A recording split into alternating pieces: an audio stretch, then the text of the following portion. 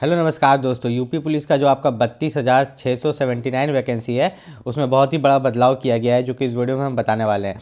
तो अगर आप भी यूपी पुलिस कांस्टेबल की तैयारी कर रहे हो, यूपी पुलिस कांस्टेबल का फॉर्म भरने वाले हो, तो इस वीडियो को पूरा देखना। सबसे पहले यहाँ पर बात कर लेते हैं वैकेंसीज़ के बारे में। तो टोटल नंबर ऑफ वैकेंसीज यहाँ पर देखिएगा तो आरक्षी नागरिक पुलिस पुरुष एवं महिला का जो वैकेंसी यहाँ पर है 10,000 के आसपास है। ठीक है, यहाँ पर अगर देखें सशस्त्र पुलिस का तो 15,000 के आसपास है। फिर आरक्षी विशेष सुरक्षा बल का यहाँ पर जो है, यहाँ पर लगभग यहाँ पर आप देखिएगा तो 1300 के आसपास वैकेंसी है। फिर आपका महिला बटालियन का देखिएगा जनपद का, तो यहाँ पर 2200 के आसपास है। घुड़सवार का जैसे कि यूपी पुलिस में निकलता है हमेशा, तो उसका 71 वैकेंसी है। जेल वार्डर पुरुष, ठीक है, जेल वार्डर पुरुष का जो है यहाँ पर 3200, ठीक है, 3200 के आसपास वैकेंसी है। जेल वार्डर महिला का जो वैकेंसी है वो 106 वैकेंसी है। ये जेल वार्डर जो है ये भी बड़ा फेमस वैकेंसी है, जो कि यूपी पुलिस के अंदर ही निकाला गया है। पहले ये अलग से निकाला जाता था, लेकिन ये यूपी पुलिस कांस्टेबल के अंदर ही इस बार निकाला गया है। फॉर्म अप्लाई का जो डेट रखा गया है, फॉर्म अप्लाई का लास्ट डेट सिर्फ मैं बता देता हूँ ना कि आपका 30 जनवरी है। क्या है? 30 जनवरी 2026 से पहले जो है आपको यूपी पुलिस कांस्टेबल का जो फॉर्म अप्लाई है वो कर लेना है। उसके अलावा यहाँ पर बात करें तो यूपी पुलिस कांस्टेबल का फॉर्म भरने से पहले आपको 1 टाइम रजिस्ट्रेशन करना है, OTR। क्या करना है? 1 टाइम रजिस्ट्रेशन, OTR।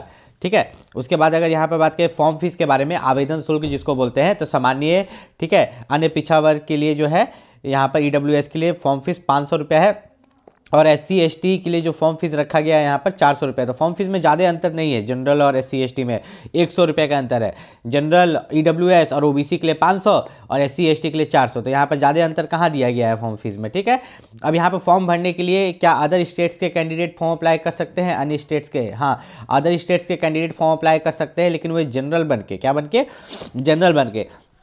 लेकिन मैं एक सलाह दूंगा कि कभी भी आपको जो है ना अदर स्टेट में फॉर्म अप्लाई नहीं करना चाहिए। जैसे यूपी का वैकेंसी है तो यूपी का बच्चा लोग को ही खाने देना चाहिए, अदर स्टेट्स वाले जाके वहाँ पर यूपी का बच्चा का हक को नहीं खाना चाहिए। उसी तरह अगर बिहार में निकले तो बिहार का बच्चा ही वहाँ पर जॉब करे, झारखंड में निकले तो झारखंड का ही बच्चा, मतलब आपको कोशिश करना चाहिए अपने स्टेट में जॉब लेने का। सोचिए आप जहाँ पर जन्म लिए, आपका बर्थ हुआ है, ठीक है, वहाँ पर आपका घर है, सब कुछ है, जीवन भर उसी के अंदर ट्रांसफर मिलेगा। अब कोई यहाँ पर बिहार का बच्चा यूपी में चला जाएगा तो उसको यूपी में जॉब हो जाएगा, ठीक है, लेकिन वो एक यूपी का बच्चा का तो हक खा जा रहा है। तो यहाँ पर थोड़ा सा देखिएगा इस चीज़ को, क्योंकि होता क्या है ना, मैं आपको बताऊंगा कि बदलाव क्या हुआ है ये भी बताऊंगा, और ये जनरल का सीट का जो अदर स्टेट खा जाते हैं इसका क्या खेला होता है वो भी बताऊंगा। मैं ऐसा नहीं बोल रहा कि अदर स्टेट ना भरे, जरूर भरे, लेकिन क्या दिक्कत होता है वो मैं आपको यहाँ पर बताऊंगा।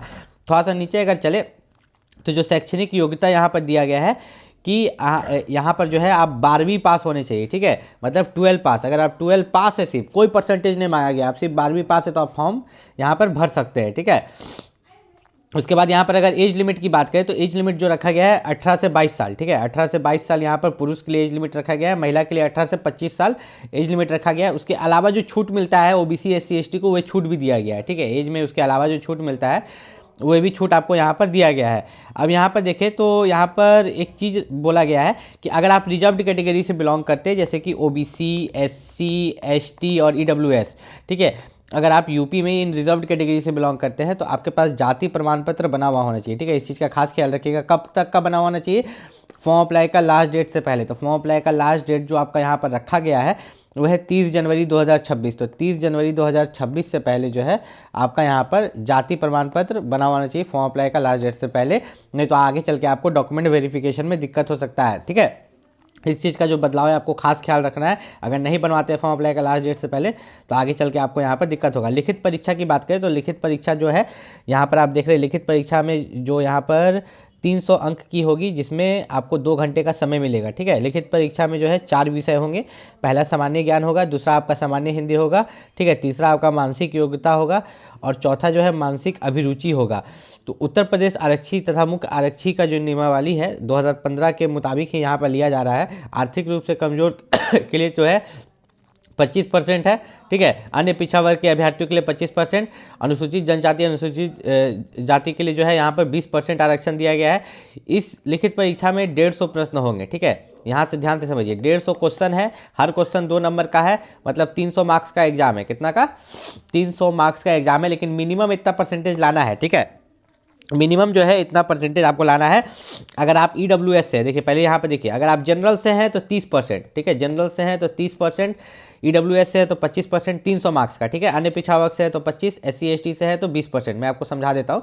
जैसे कि मान लो कि मैं जनरल कैटेगरी से आऊँगा, ठीक है, तो 300 का 30%, तो 300 का 30% कितना हो जाएगा, 0 0 गया, 0 0 गया, 3 3 9 0, 90 मार्क्स। जनरल वाला को 90 मार्क्स मिनिमम लाना होगा ताकि वे एग्जाम को क्वालिफाई कर सके, मिनिमम क्वालिफाइंग मार्क्स, ठीक है, उससे कम वे नहीं ला सकता है। याद रखना एग्जाम में नॉर्मलाइजेशन भी होगा क्योंकि एग्जाम बहुत सारी शिफ्ट में लिए जाएंगे, बहुत सारे बच्चे अप्लाई करेंगे, ठीक है।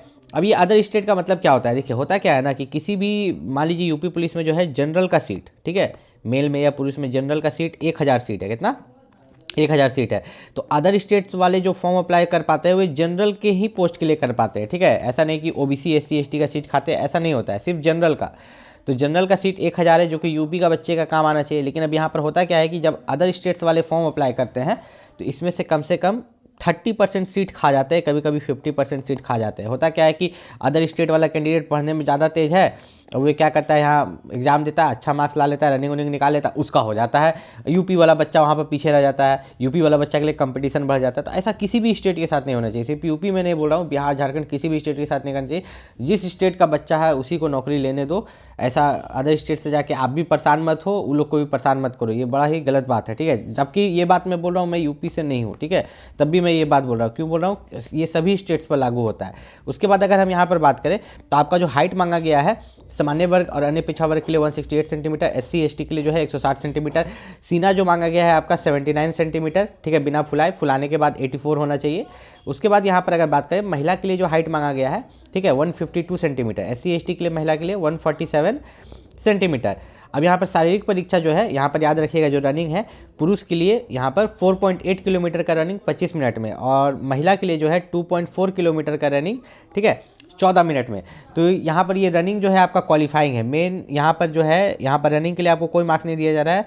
मेन मेरिट जो बनेगा वो एग्जाम पर ही बनेगा, ठीक। लेकिन एग्जाम में भी क्वालिफाइंग मार्क्स इसलिए दिया है, लास्ट में जो एग्जाम का मार्क्स होगा उसी पर आपका यहाँ पर चयन किया जाएगा। उसके अलावा यहाँ पर अगर बात करें थोड़ा सा, अगर हम लोग नीचे चले तो देखिए जो मैंने जाति प्रमाण पत्र के बारे में बोला था, जाति प्रमाण पत्र के बारे में देखिए, अगर आप अनुसूचित जाति से है तो आपका जो जाति प्रमाण पत्र है प्रारूप 1 के हिसाब से होना चाहिए, या तो जिला अधिकारी या अतिरिक्त जिला अधिकारी या सिटी मजिस्ट्रेट या उप जिला मजिस्ट्रेट या तहसीलदार के द्वारा बना हुआ होना चाहिए, ठीक है। अगर आप अनुसूचित जनजाति से है तो आपका जो जाति प्रमाण पत्र है प्रारूप 1 के हिसाब से होना चाहिए और इन्हीं लोगों के द्वारा बना हुआ होना चाहिए, जिला अधिकारी या अतिरिक्त जिला अधिकारी। अगर आप OBC से है, अन्य पिछड़ा वर्ग से, तो आपका जाति प्रमाण पत्र प्रारूप 2 के हिसाब से होना चाहिए, ठीक है, और ये बना हुआ होना चाहिए जिला अधिकारी, अतिरिक्त जिला अधिकारी, ठीक है, सिटी मजिस्ट्रेट के द्वारा। उसके बाद अगर हम लोग यहाँ पर चले EWS, तो EWS का भी जो है प्रारूप 4 के हिसाब से। तो ये जो प्रारूप है ये क्या है, ये इसको इंग्लिश में एनेक्सर बोलते हैं। क्या बोलते हैं, एनेक्सर 1, एनेक्सर 2, एनेक्सर 3, एनेक्सर 4, ठीक है।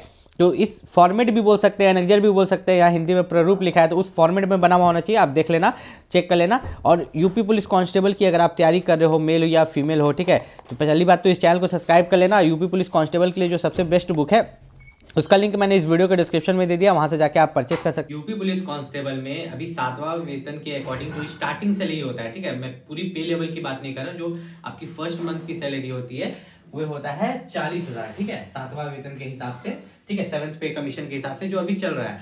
लेकिन जैसे कि 8वां वेतन जो है 1 जनवरी, ठीक है, 1 जनवरी 2026 से लागू हो गया है, लेकिन अभी हर किसी के खाते में वो पैसा मिल नहीं रहा है, एज एरियर वो जमा हो रहा है, ठीक है। आपको एक ही बार जोड़ के मिलेगा या उसको रिफ्लेक्ट में आते आते हो सके तो पूरा 2026 लग जाएगा, 2026 के दिसंबर में हो। लेकिन जब तक आपका यूपी पुलिस में जॉब लगेगा, अगर आपको 8वां वेतन के हिसाब से मिलेगा तो आपकी फर्स्ट मंथ की सैलरी जो रहेगी वो 80,000 प्लस रहेगी।